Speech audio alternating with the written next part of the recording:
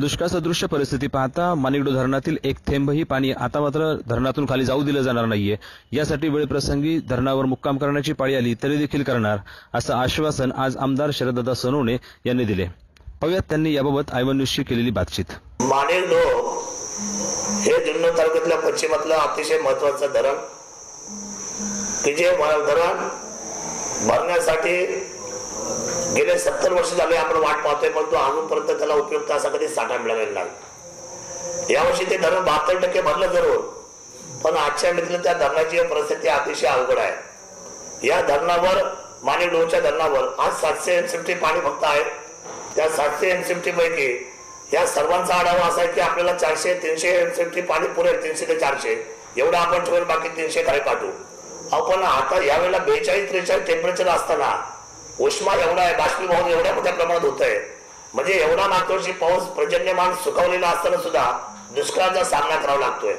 आणि ह्या बाबतीमध्ये जी गावं आहेत त्याच्यामध्ये माणिकडो आहे, त्याच्यानंतर खामगाव आहे, त्याच्यानंतर पिंपळगाव सिद्धनाथ आहे, कुमशेत, नेतवड, शिरोली, दोन्ही शिरोल्या, तेजेवाडी आणि सगळ्यात मोठ्या प्रमाणामध्ये जुन्नर शहर।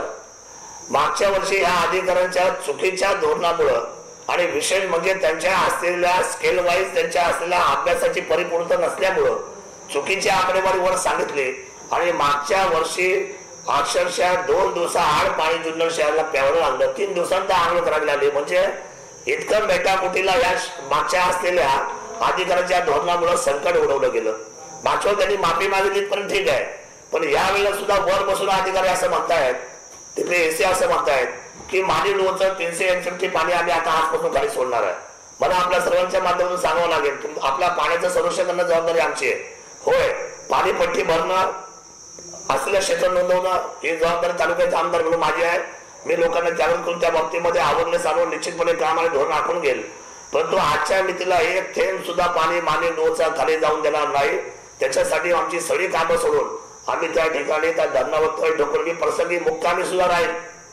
मला काही फरक पडत नाही, जनहिताच्या आणि त्यांच्या पाण्याच्या संवर्धनासाठी मला त्या ठिकाणी उपयुक्त अशा पद्धतीचा निर्णय करावा लागतोय आणि तो मी करणार। आणि म्हणून माणिकडोचा एक सुद्धा पाण्याचा थेंब सुद्धा या असलेल्या उपयुक्त साठ्यापैकी आता खाली जाऊन देणार नाही, एवढं आपल्या सर्वांच्या माध्यमातून मला सांगायचं।